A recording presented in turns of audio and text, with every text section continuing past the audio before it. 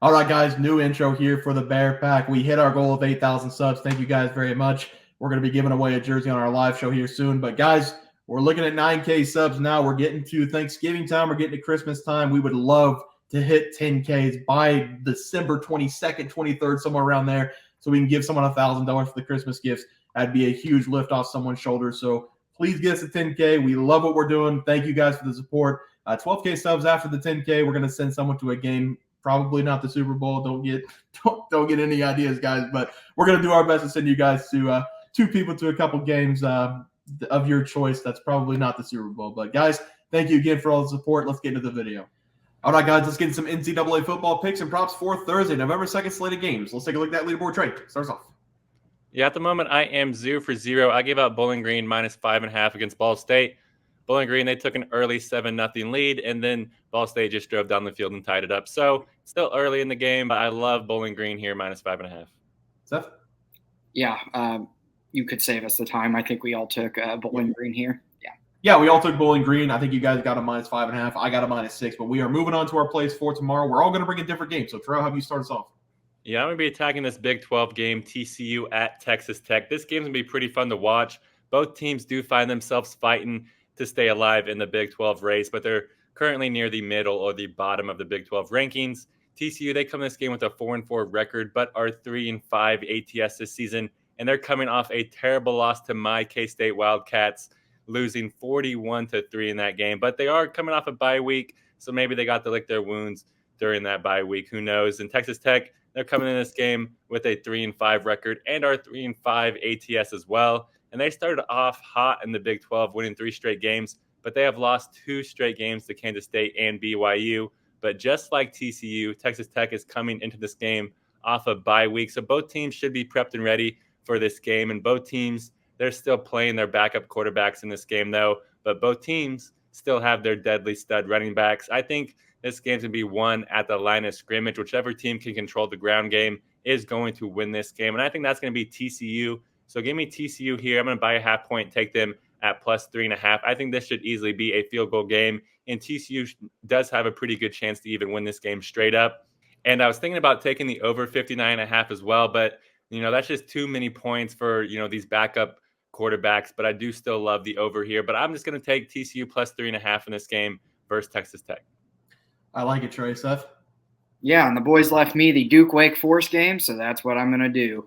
And we all know how much I have been on Duke's side this season. Well, that is going to change. Well, kind of, I guess. I'm going to be taking the under in this game. Duke was shut out in their last game against Louisville, and they've really struggled to get the pass game going. I do believe this will be a run-heavy game for Duke. They know that if they want to win this game, they are going to have to keep possession of the ball, and that means not throwing the ball a ton. They need to get back to what they did best at the beginning of the season and run. Then we have Wake Forest, whose offense ranks 102nd in the FBS, only scoring 22.3 points per game. We all know that this Duke defense is stout. Despite their 2 straight losses, they still only allowed 23 points to Louisville last week and are only allowing 15 points per game on average this season. I love the under here because each of Wake Forest's last 5 games against non-ranked opponents have hit this under, and each of Duke's last 4 home games against conference opponents have hit the under. The trend in this matchup is the under, and I agree with that, as I think Duke will get back to running the football a lot in this game and take up a lot of clock, so I'm going to hammer the under in this game. Yeah, I like the play there, Seth. For my play today, I'm going to be looking at South Alabama going on the road to take on Troy. If you guys have been with us for a while, you know that I love this South Alabama team, and it's going to hurt me because I'm going to take Troy -4.5 in this game. It may surprise a lot of people, but South Alabama and Troy have 2 of the best defenses in the entire nation, so it wouldn't make sense to take the points in this game. However, Troy has been the way better team over the last 5 games. South Alabama has 2 wins over the last 5 games. Both of those wins were against 2 very bad opponents. They have dropped 3 of their last 5 games, being favored by double-digit points in 2 of those 3 losses as well. So Troy, on the other hand, have won 5 consecutive games and have covered the spread in 4 consecutive games.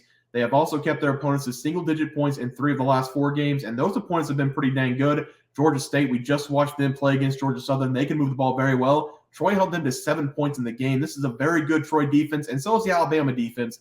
But Troy has been the better team over the last 5 games, and they have been a great home team this year as well. Give me Troy to win this game and to cover the spread, -4.5 as my play. Boys, let's go to the player props. Trey, start us off. At the moment, I am 0 for 0, but it is looking pretty good. I give out Cal Kelly to go under 124.5 passing yards against Bowling Green.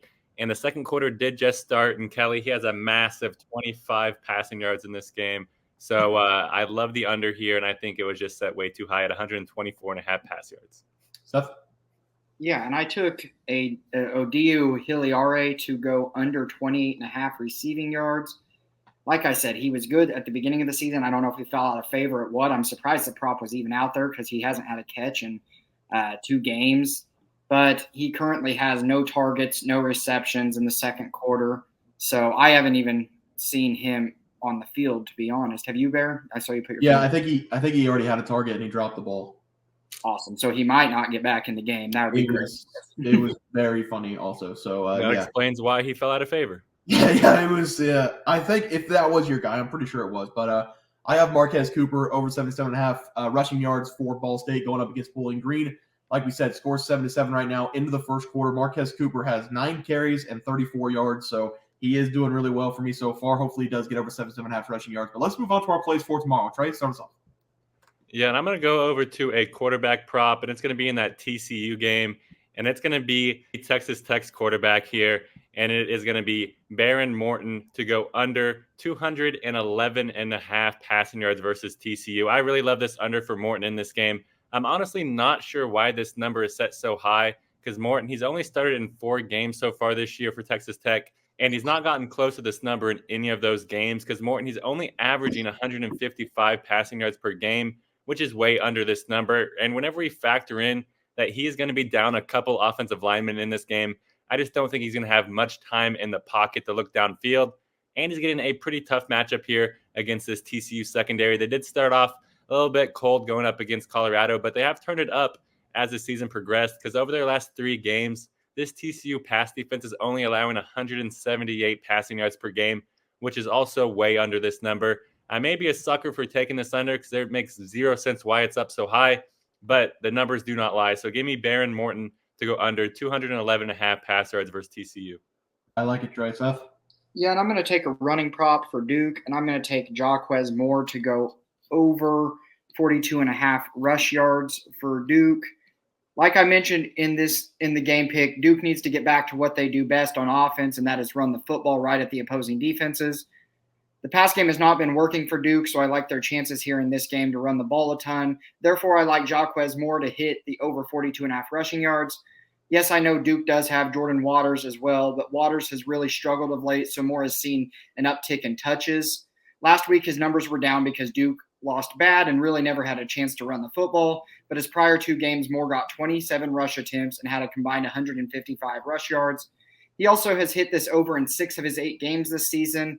He is kind of the home run threat out of the backfield for Duke, as he has had multiple runs of over 30 yards this season. Wake Forest also struggles to slow down the run as they allow 131.4 rush yards per game, and teams are running the ball 33.1 times per game against them. I like Moore here more than Waters in this game, as Moore has had more of the hot hand of late. Give me his over rush yards here in this game, as Duke should get back to their bread and butter on offense and run the football. Yeah, I like that one as well, Seth. For my player prop today, I'm going to take Caullin Lacy to go over 94.5 receiving yards going up against Troy. I'm going to play him up to 100.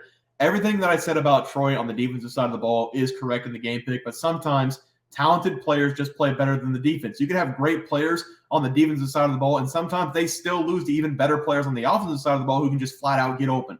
This season, South Alabama has one guy on their team they relied on the entire season. It's this guy, Lacy. He's the majority of their offense. He has 55 catches on the year, totaling nearly 1,000 yards, and he has 20 more catches than the next best receiver and nearly 500 yards more than the next best receiver as well. I do think Troy's going to be able to limit him in this game, but if you look at his stats this season, he's gone over 100 receiving yards in 7 of his 8 starts, and he's gone over 100 receiving yards in 7 straight games. This is the offense for South Alabama, and I do think it's going to be hard for Troy to stop him, even though they do have a great defense. So I'm going to go with Caullin Lacy to go over 94.5 receiving yards, played up to 100 as my play. Boys, let's take a look at the graphics. Seth, start us off. Yeah, and I have the under 45.5 points in the Wake Forest versus Duke game. I think Duke's going to run the football a lot as their pass game hasn't been working, and Duke's defense can hold Wake Forest in check, so I like the under there. And then I have Duke running back Jaquez Moore over 42.5 rush yards. Trey? Yeah, I took TCU plus 3.5 versus Texas Tech in the Big 12 matchup. I love the Battle of Texas there, and I think TCU should prevail. And also took out Behren Morton under 211.5 passing yards versus TCU. It even bumped up a couple yards, which helps us out with our prop.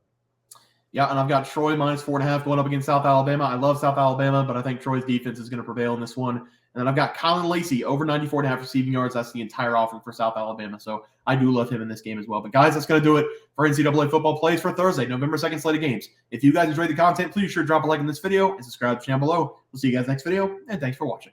Multiple questions this morning about how to become a member for the YouTube channel. Let's do that really quick tutorial. You're going to go to youtube.com. You're going to go to Bears Profit Plays. You're going to search it in. You're going to hit our thing. There's a join button right just to the right of subscribe. You're going to click that. There's two options. You have the Bear Pack for $4.99. That gives you access to YouTube member plays. And then you have the Bear Pack Gold for $7.99 a month. That gives you access to our member plays on YouTube. And it gives you a 1-month membership to our website, bearsprofitplays.com. So if you get the Bear Pack Gold, you save yourself $2 a month, a little bit cheaper if you want to do that. But that is the tutorial for anybody that needed it. We had multiple questions today through email about how to do it, and it wasn't working. But if you want to know, there it is right there. Trey,